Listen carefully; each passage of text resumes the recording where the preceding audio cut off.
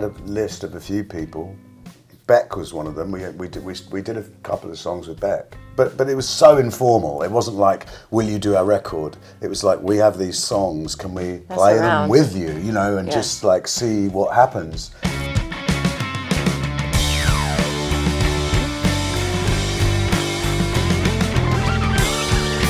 Finally here, new album after 7 years. Thank you. Yeah, Yes. pretty excited. I understand that you were ready to go back in the studio after the Alison tour, but then the pandemic came. Right. I had a chat with you on Zoom on the lockdown. I think you were in Nashville. Yeah. And you were kind of struggling to be in the same place for more than 2 weeks. It's very hard for me. How do you think the pandemic shaped or finished to shape this new album? Well, it made us wait to do it until later. But no, it's really hard to say. I feel like it would probably be a very different record if we'd done it in 2019.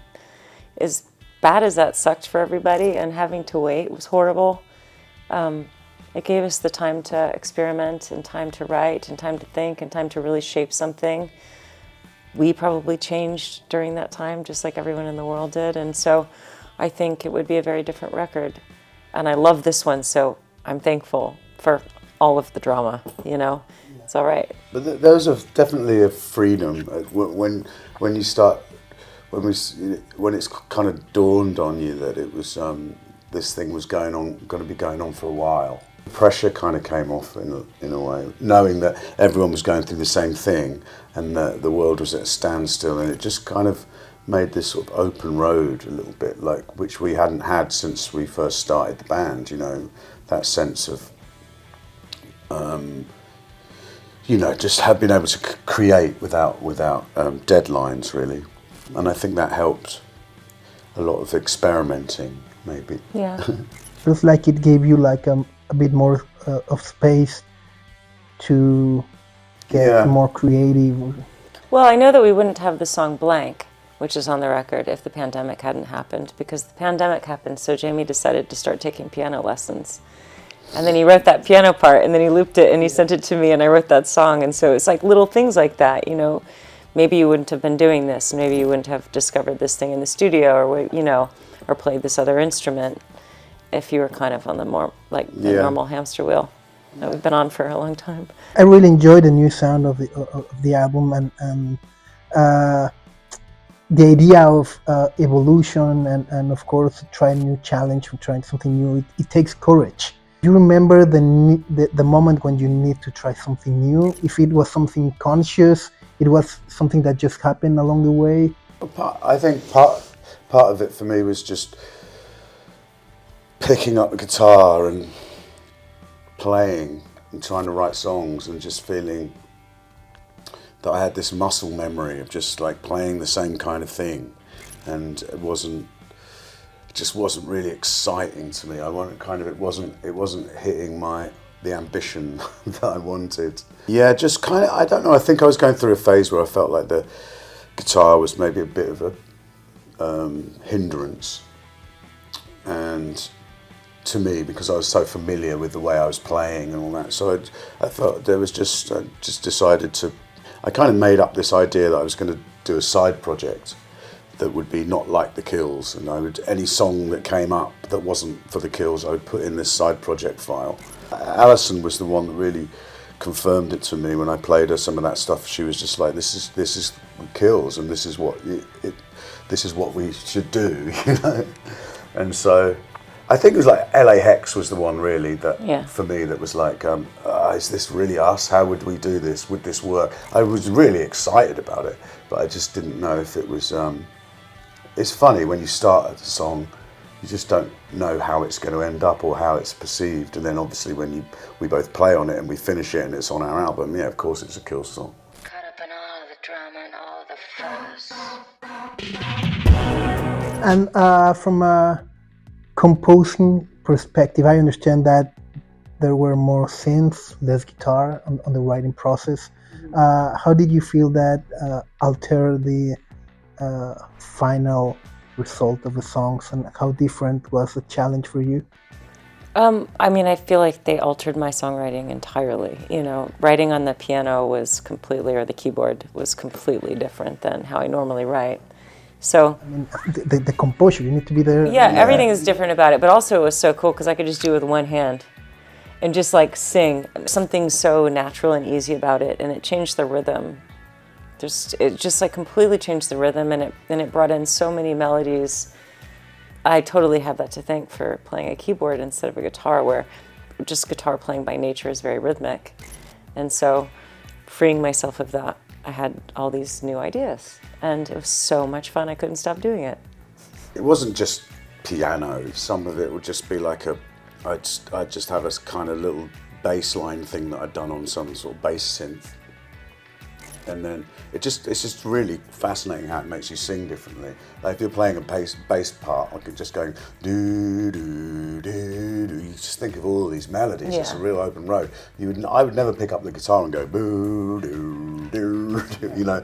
You'd be like, wow, I'm the most boring guitar player in the world. Which sometimes I can be, but I don't know. It's just I think there's it just makes you concentrate on the vocal and it follows that also you concentrate on what you're singing about. And that to me was just amazing, because the focus of songs for me had never been vocals and lyrics. It had always been like, you know, attitude and power and rawness and riffing and tone, yeah. It's very important. You can write a song with just tone. Yeah, I mean, all this stuff's obvious, but it was just kind of, for us, it just really opened something up, and I really liked. It felt like we were building this kind of foundation of almost like I don't know what you would call it, but it was like not rock and roll. The foundation of it was something else, and just knowing that you were going to do these kind of guitar rock and roll kind of our attitude blues things sometimes over the top was just really exciting to me. Like blending those kind of genres, all those different tones. All those different tones. At the end, it sounds very robust. I mean, you play the album and it fills the room, which for me is amazing. That is amazing. Yeah. That's what we were trying to do, so I'm so glad it's filling your room. Yeah. And I want to ask you as well, how did you reconnect with Paul Edwards? Well, we just had talked, you know, between ourselves, and thought it would be really nice to work with the producer on this record and just go into the studio and be a band. So we were throwing names around, and we've known Paul for a really long time and hadn't seen him in a really long time. Yeah. But I mean, a lot of our records in the past, all of them, apart from the first one, we've kind of written most of the album in the studio. And this was different. We had all the songs. There was that sound there. It was produced already, and we just wanted a friend, somebody that we knew really well, that was great at making records, but there was it had to be someone we knew that was a friend that we could work with. And we had a list of a few people.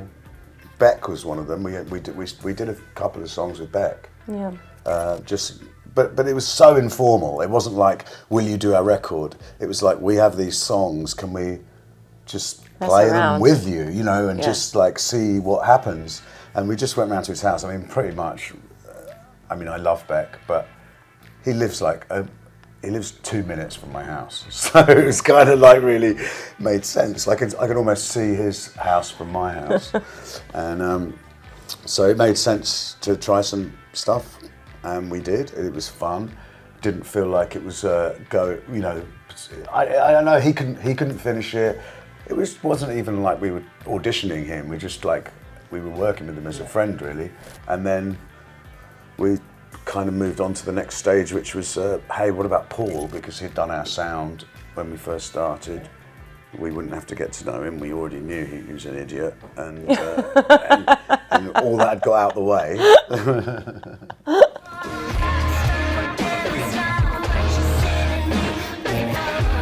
I think it feels like a movie when I listen to the album. It takes you to, you begin in New York with this love story song, chaotic, problematic, but then goes through the journey to LAX, 103, and My Girls. It's one of the songs that I really like it. And you finish with Better Days with a bit of hope, optimistic. It's almost like I don't have to answer. Yeah, yeah. You're saying all the things. You're correct. Yeah, absolutely. Yeah. I want to talk about of that journey. How did you? I wonder sometimes because like, I mean, it keeps going back to the pandemic, but I was watching a lot of films and TV during the pandemic, much more than I was listening to music. Most of the only music I listened to really was music I was playing in my studio, you know. And I don't know if subconsciously that kind of, I absorbed some of that, but I was really bored of music, like regular rock and roll arrangements of like intro, verse, chorus, verse, bridge, double chorus. It just seemed like not the best way to sort of make some music. I don't know, it just seemed really confining and old-fashioned. It's very nice to break out of that. And I kept saying, I don't know if it really made any sense, but I kept saying like, I want to arrange songs like they're films, you know, like how films just kind of, they don't like blast you from start to finish, you know, they kind of, there's moments where they go, and then they're like mostly in 3 acts, so it's like, you know, you get this build up and then suspense and all that, and I kind of wanted to do that. So that was on my mind. So I'm glad you think of it cinematically. But I have to say, like I listened to it through from start to finish after we'd done the sequence the tracks. Listened through to it a lot, probably more than any of our other records, and I did feel like I was kind of a bit worried because it did feel like a sort of complete album, and that's not really, you know, bodies of work like that are not. Everyone talks about how that's kind of becoming more and more irrelevant, and people just want to snatch a track from an album. And I really, oh God, it sounds pretentious, but I do want people to listen to it as a body of work from start to finish. Yeah. It wasn't intended to do anything. You know, I've heard things like, you know, Daft Punk on their last album talking about how you have to listen to it as one because all the songs together, the keys make one. You know, the key of each song makes a whole song. You know, there's nothing like that. It was just we put all these songs together and then they just happened to work like as a whole. I think. Better Days was deliberate. Alison was. It's like that's the last song. Yeah. It feels great. It feels nice and hopeful, and I like it, and it makes me want to listen to the record again. You know, when I hear that song, I'm ready all over again. It's nice. And the artwork, it's kind of provocative with this ball party and all that stuff. It was made for you?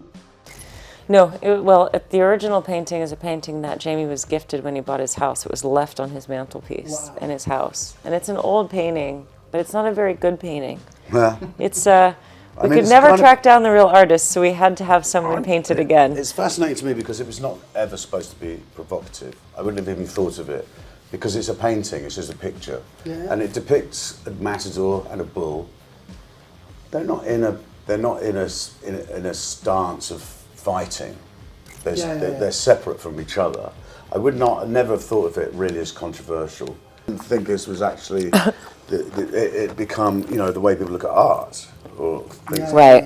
Because it's an unremarkable painting by an unremarkable artist, or almost I would go as far as to say below average artist. The original, the bull had 5 legs. The original picture, yeah. But it was on my mantelpiece, and I sat during the pandemic. I looked at it every day. I looked at it every single day, and it was kind of became this.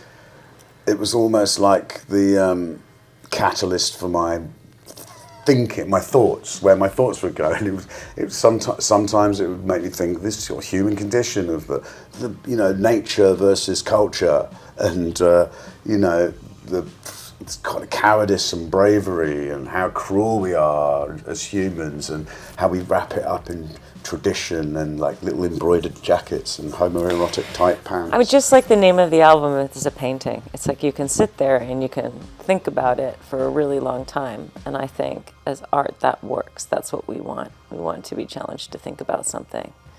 It's bad art. And it's on the cover of our... In fact, the original that we're talking about, when I'm saying it's an unremarkable artist and all this, we couldn't actually use the painting that I wanted to use because we couldn't trace the artist, and our hysteria department at the record company wouldn't allow it. So, lucky we have a hysteria department. Thank God for them. And so we thought it'd be funny to get like a brilliant commercial artist actually to recreate it, because it seemed even more. I mean, when you're making a record and you're an artist, you want to embody the times, and you couldn't embody the time more than your art being dictated by litigation and law and hysteria departments. You know, so we got a commercial artist. I want a T-shirt that just says hysteria department. I want to ask you as well, I mean, you try something different for this album with the piano and synths and sound. I want to ask you of your take on artificial intelligence in music. A lot of people maybe are trying, or I mean, what's your take on that? My take is, I'm worried about it. You know, I feel like it's happened to us in the past where we've kind of been AI'd and our music has shown up in things, and it's like pretty impossible to prove that that's what's happened, but we know by listening. But computers is like, no, it's different. But we're like, no, it's not different. You know, that is kind of scary because... Well, the voices and everything. Everything. So, I mean, yeah, I'm hopeful, but I don't believe legislation will... They've never been on time for anything, so I don't know what's going to happen. It doesn't sound good, though. It's a disaster for music, I think, for the arts. Yeah. Obviously is. But I do think we should maybe, I don't know what I'm more worried about, really, artificial intelligence or actual intelligence, because human intelligence is going down very quickly, and machines are getting smarter. It's like, where's that going? Thank you so much for the time. And Thank you. It's lovely. Hope to see you soon in Mexico. Oh my God, Yeah, us I can't too. wait for that. I know, yeah. That's what I'm more excited about that than anything, like playing Mexico. We really just wanted to start our entire tour in Mexico and South America. Like, we just toured, that's where we want to go. That's great. Thank you so much.